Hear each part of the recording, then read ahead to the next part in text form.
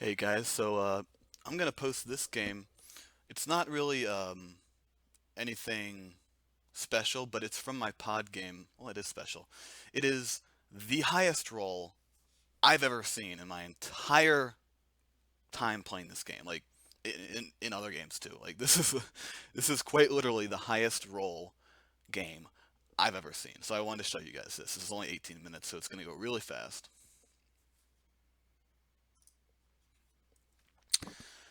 So it's Lion. I assume Dragon Splash because everyone's on fucking Dragon Splash. And I have a decent flop here. I have two Shrewd Yusukis, a Keeper Initiate. I want to keep one of the Yusukis. That's good, and I get an Iron Mine. Now here's another mistake I made.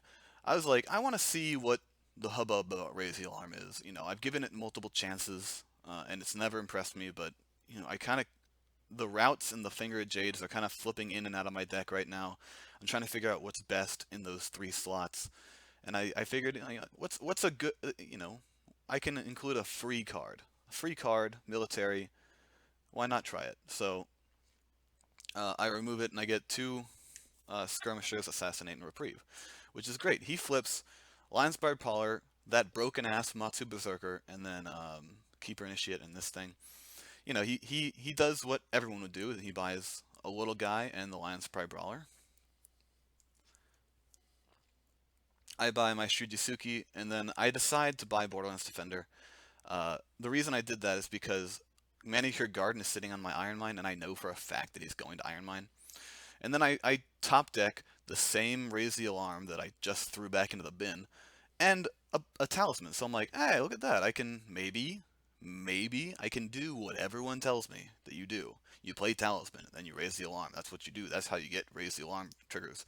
Okay, so he plays a stealther on his Lions Pride Brawler, which sucks because now he can just bound my Borderlands Defender for free, and there's nothing I can do about it. So that sucks. I defend. Now maybe what I could have done here, I could have just put this katana on the Borderlands Defender to stop the bow. But I had Assassinate, and I was like, I assassinate that guy, then I'm probably saving the province. It's probably not breaking this round. Oh, how wrong I was. What I do here, I think I just my first. So I do assassinate that thing. So it's now 3-1. He's winning but not breaking. It's not a nightmare scenario. Uh, and I also have this talisman and raise the alarm to try and do this. And then he charges in uh, that thing. So it's like shit. Now he has something to play out of his discard pile. He's just gonna bring the fucking Matsu Berserker back. So that's what he's gonna do, and I know that. So I was thinking like just let's like give me one action window where you don't play a character. He had only one fate, so I was like, unless he has a second wanderer or maybe a crone, I can most likely weigh the crab this Lion's Pride Brawler, but of course he has to charge. So he had exactly what he needed for there. That's fine. Um, I have a fate, and he's about to do the thing that I know he's going to do. He's going to bring that thing back. Okay, that's fine. So now he's breaking. So now I'm like, okay, he had the charge. He had the this thing. He had the perfect dynasty flop. What are the odds he has to let go? Maybe that was a mistake too. Maybe I should have just assumed that he had the let go as well. So I play the let go, and I want to see if I can get this raise the alarm off. And without missing a beat, of course he has the let go. No one ever doesn't have let go against Crab. So anyway, fuck it. I lose the province. That's fine. Oh well, shit happens. I'm not happy about it, but I'm down one. I can maybe recover from here. Just play it a little slow. He's gonna get a conflict off, but I have this court games right. So he's gonna attack. I'm gonna dishonor him, and then it's just gonna fizzle. Or he might have a fan, and then he'll you know be fine. It'll be fine, right? Like he'll win but not break. He'll get rid of my Shudyasuki, but it's not a nightmare scenario, right? So I dishonor him, and then he has the other court games because of course he does. Why the fuck would he not? And if you can't tell, I'm still like mildly tilted. It's a pod game. I don't really care that I lost. It's just kind of like I'm indignant that he had like every card that you need to do exactly everything that he needed to do. It was just like annoying to me. Um, and it has nothing to do with him. He's a great player. This is Warrison. He's been in the league for a while and he's gone far on a couple occasions. So he's a good player. Like I have not taken anything away from him at all. It's just frustrating when your opponent does this. And of course, he found shameful display, right? I mean, like 33% chance. I was talking about this in my other games. Like people just snipe shameful display like it's fucking nobody's business.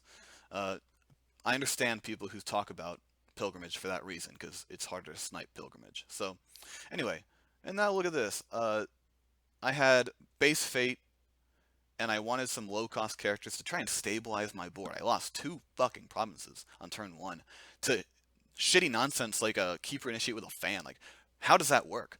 But I lost two provinces. I wanted like some low-cost guys, and then I of course flipped two fours and or three fours and a three-coster. It's just the worst shit. And then he flips, another. Oh my god, he gets this thing, the Implacable Magistrate, with the Honored Lions Pride Brawler, and then he has like this other shit in here. So he already has right here, he's got a character combo that will break any province, right? Because this guy plus this guy means that I can't even defend anything because he's just going to attack with them. I don't have any honor tokens on the board right now because why would I? And then he just kind of auto wins whatever conflict he feels like auto winning. Maybe I should have just done a fire conflict.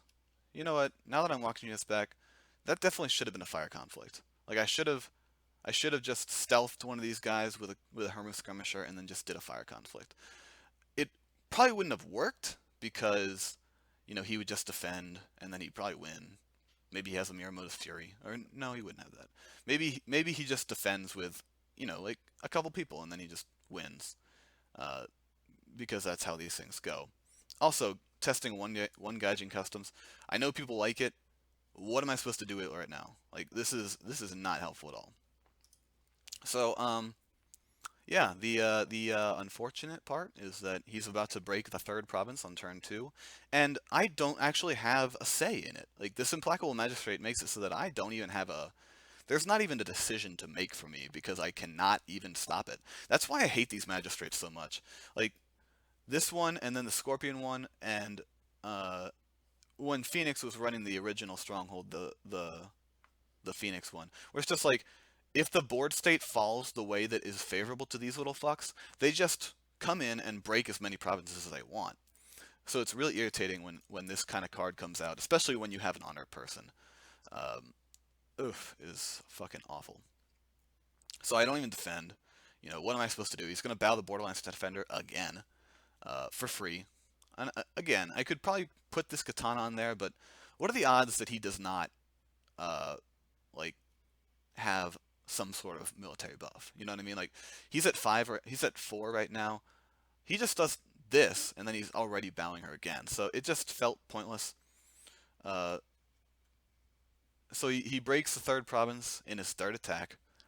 I have not declared an attack yet because my cards are not letting me. Um, so he breaks the third province. Okay. The good news is I'm like, I can do a Void Ring and get rid of this little shit. And then I can like, maybe stabilize. Once again, I'm thinking like, if I clear his board, maybe I can stabilize. Maybe I can actually do something with this game. And then, again, like right now, Raise the Alarm's already a dead card. Because he's coming at my Stronghold. I can't raise the alarm in my Stronghold.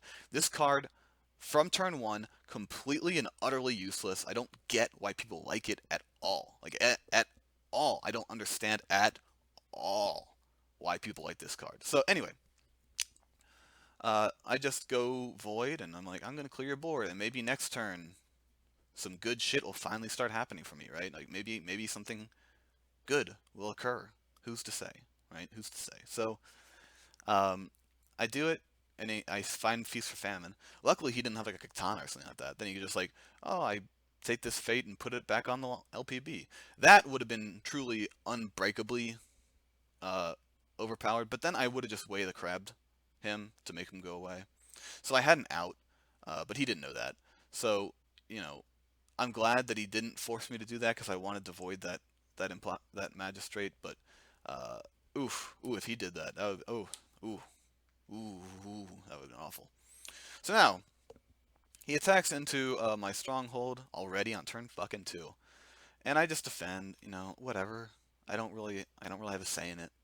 Um, he court games my guy. Okay. All right. I don't really. Yeah, I have nothing to do about this. So I just pass, and then he plays an Ageless Crone. Now this is one thing I didn't really understand why he's doing this. He plays an Ageless Crone. Uh, I don't know why he's playing Ageless Crone. I guess just to stop me from trying to win it. He's winning by 4, and then he puts a fan on the Ageless Crone. So I just didn't get it. I was like, ooh, is he trying to break this shit? But then he didn't. He just went about his day. So I don't know why he really did that. That was one thing that was odd to me, but it didn't actually matter, right? I could have assassinated the crone. Maybe I should have, because what he does next is fucking irritating. Where he just plays a stand your ground to keep the fucking Lions Pride Brawler around. So, like I said, he has 11 cards drawn. Well, let's see, 11, 12, 13. Yeah, like 13, 14. So, yeah, 14 cards drawn. And I honestly don't think a single card that he drew was wasted. Like, every single card he drew did exactly what he needed to do in the exact scenario, except maybe this Ornate Fan right here. That Ornate Fan is kind of superfluous, but whatever. And then he flips Ujiaki and Honored Guard. And he has this from last turn. So I'm already thinking like, oh, so this is just game, right? Because he's going to attack with Ujiaki, play that shit, get out this guy, bow that guy to get back the Implacable Magistrate. So he has 5 strength plus the 2 strength plus 1 for each of them with that. And I can't defend because I don't have any honored characters. So he just kind of automatically wins the game. And there's nothing I can even do about it. So basically what I need him to do is I need him to not see the winning condition. Like I need him to miss that play, which he's not going to. I mean, he's a good player. So, and I draw a bunch of cards. They're not useful because what would be useful in this scenario? Nothing. Nothing would be useful in this scenario. There isn't a single card that would be useful in this scenario. Yeah, because I can't even court games. I can't even pretend to be able to put up a fight against that match. So I just kind of have to wait and see if he does it.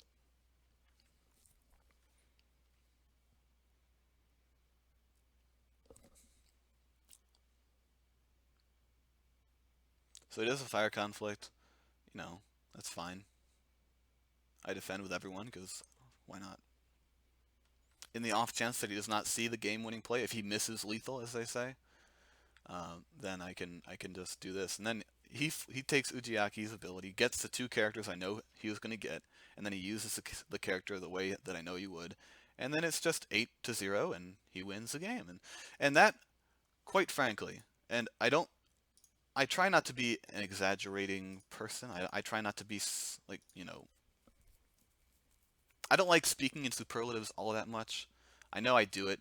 Like it's an instinctual thing, right? People speak instinctually, and people, a gut reaction is like, "Oh, that shit's broken," or "That shit is the most overpowered thing ever," etc., etc.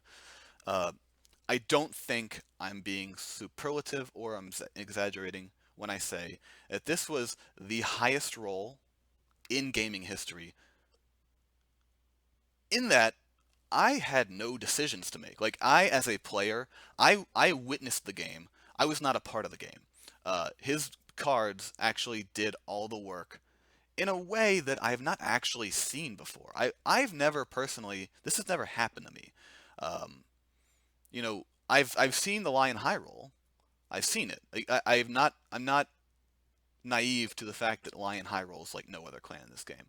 But this combination of like every card he got, everything that he needed, every possible scenario mapped out by his deck. And he even said like, I had no decisions to make in this game. The deck played itself. Like it's truly insane the way that this game went out. And if I was going to lose a game in pod season, like I think I've gone like 27-1 in the last 4 seasons. And I was 1-0 at this point in time. So I was riding a 28-1 streak, and I forget when I lost that one game. It was during season 2 to a Scorpion. I don't know if it was at the beginning of the season or at the end of the season, but I have at least 20 wins in a row during the pod season, so this was bound to happen. I'm just glad that it happened in a game that I had nothing to do with the loss. And if you see something, if you saw something I did that you think was the reason why I lost, or the reason that it spiraled so quickly and so insanely, let me know. Like, there are a couple plays that I was a little like maybe I shouldn't have done this, like playing the talisman when I just kind of figured he had let go. You always assume your first attachment is going to be let go. Um, the problem is, like, I had to risk it. Like, there was no other thing that I could do. I needed to move it over to another province so that I could maybe raise the alarm and maybe get something worthwhile. In fact, what let's see, what would I have raised? What would I theoretically have raised?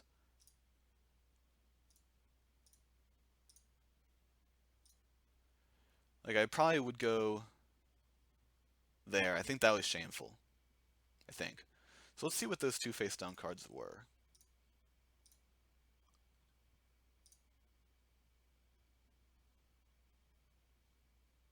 A Caillou Envoy, so that would have done shit. That was shameful right there. So I probably would have gone there.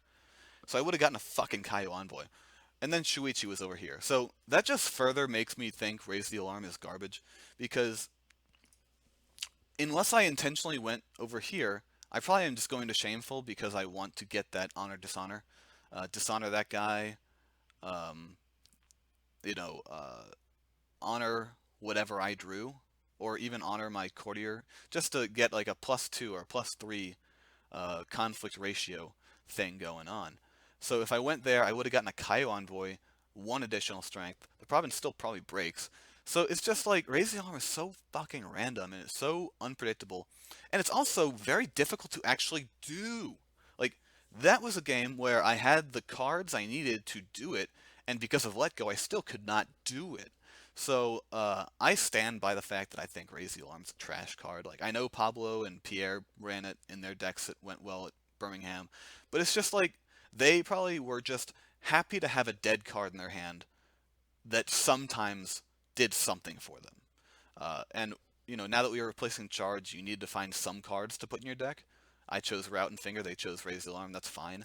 If it's a dead card for several turns, that's not a big deal because you had to remove Charge anyway, so it's not like you're comparing it to Charge. But it's so bad. It's just so fucking bad. So anyway, that'll end my tilt session. I hope you enjoyed watching me tilt all over the place about this game. And let me know if you saw anything that I could have done better, because I didn't. So anyway, thanks for watching, and I'll talk to you guys later. Bye.